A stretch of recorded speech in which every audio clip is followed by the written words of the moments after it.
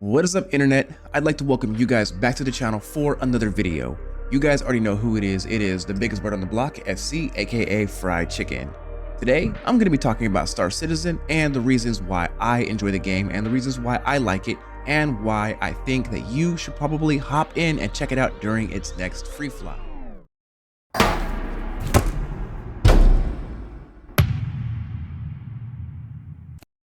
Today is June 17th, which marks the beginning of my RSI Zeus Exploration Spacesuit giveaway that I promised in commemoration of me hitting 5,000 subs. And in all honesty, this is more or less me trying to reward the community that supports me by giving you guys a little bit of a kickback, since all of you guys has been tagging along since the beginning of this journey all the way to current day. But now let's talk about the rules and restrictions on how you are able to win this armor set. The first thing you got to do is 1, be a subscriber, and 2, comment on any videos that I upload from today all the way to July 17th. Also, having a game package will be beneficial to you as well, because you will not be able to access or use this armor if you do not have a game package. Before I even begin telling you guys why I enjoy Star Citizen, the first thing we need to go over is, what is this game and who is it made for? Star Citizen, also known as The Verse, is a massive multiplayer online role-playing game created by Cloud Emporium Games, or Chris Roberts Industries. This game is also a byproduct of a main single-player game that they have in the works called Squadron 42. Pretty much everything made from Squadron is sooner or later brought over to The Verse so that us, the players, can enjoy and experience in its full hardiness.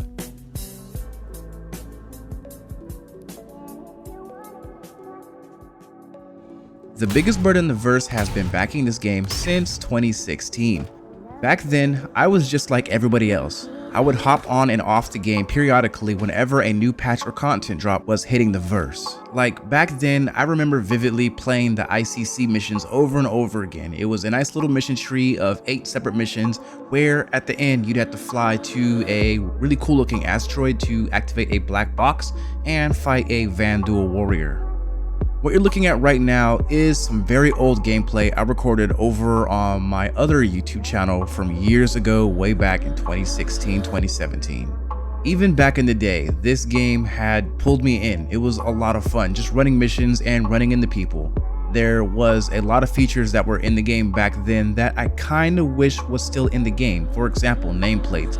It was such an awesome thing seeing people's names hovering above their heads as they walked by, and a couple other things here and there that got lost in the past. Eventually, planetary landing hit the game, and that was huge for Star Citizen. It caused a huge boom in players that were joining the game, having fun, and just running it, doing missions and things like that, just having a good time, just exploring to see what was on these planets, if there was anything at all at the time.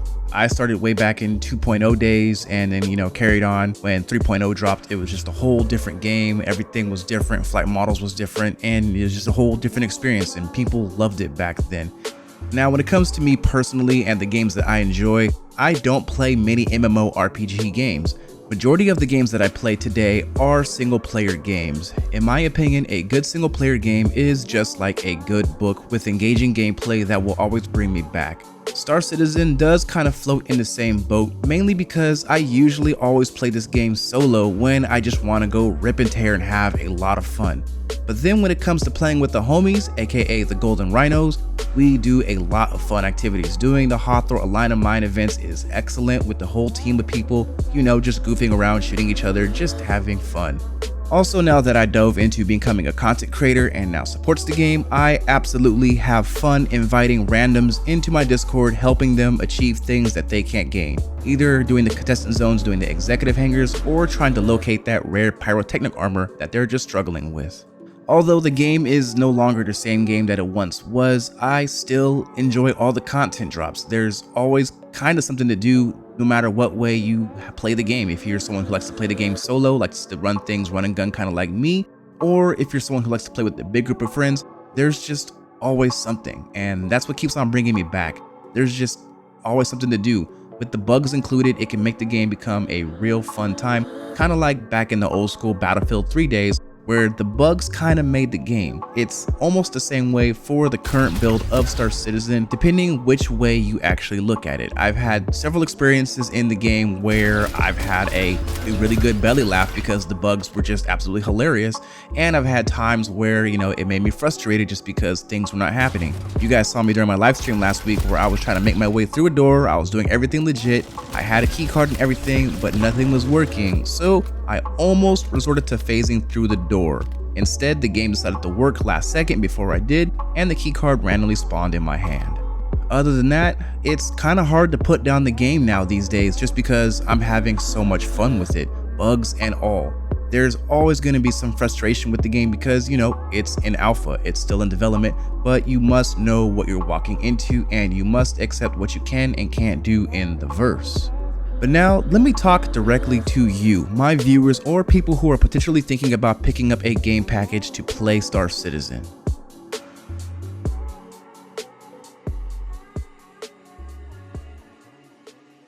Now, this is going out to anyone who is potentially thinking about hopping into the verse, or people who are thinking about returning to the game who hasn't touched it in years. Now might be one of the best times to actually return or pick up Star Citizen, mainly because it has so much to offer, so much more than before. But there is one thing you need to know. You need to always keep in mind and what you're walking into with this game. You need to keep in mind that this is a game that is still in development, so you are going to run into bugs left and right. You also need to know what the arguments about this game are before you hop on. A lot of times everyone says that you have to dump a lot of money into this game just to enjoy it, but that is completely false. You don't have to dump anything into this game at all. All you got to do is buy the starter pack, which is about $40 after tax, and that's it. Only thing else you got to dump into the game is your time. You have to keep in mind that this is a MMORPG, meaning you are able to grind for the ships that are in game. Since 80% of the roster is actually in game, there's nothing holding you back, and earning credits in the game is super easy and fast. Also, there are several different sandbox activities which can actually help you gain ships for free as long as you play the game and enjoy it with other people. You can either do the contested zones or the align a mine activity. There it goes.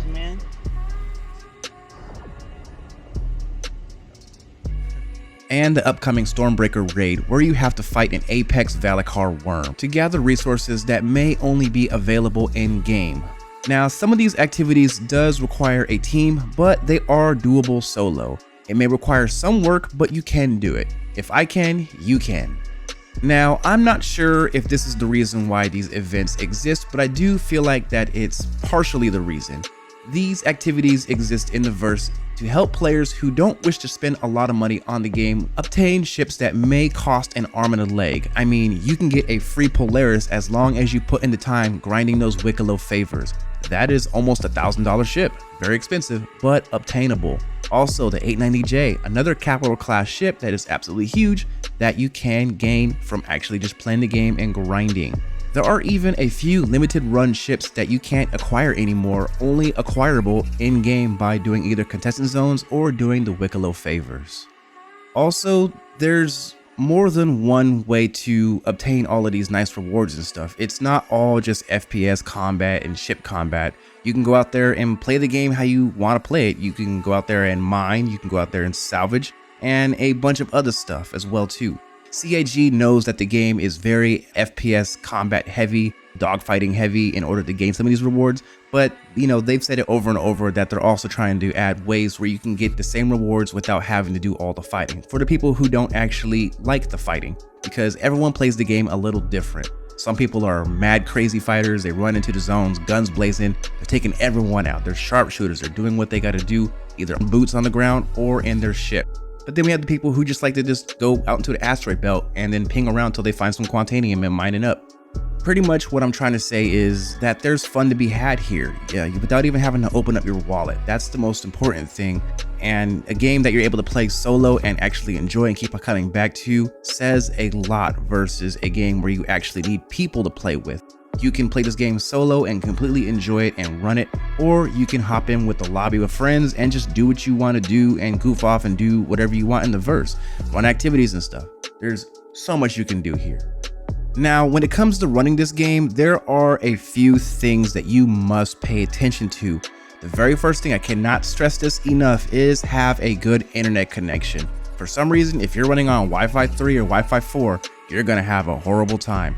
Being Ethernet tethered is the way to go. You want to have the fastest internet speeds in order to run this game.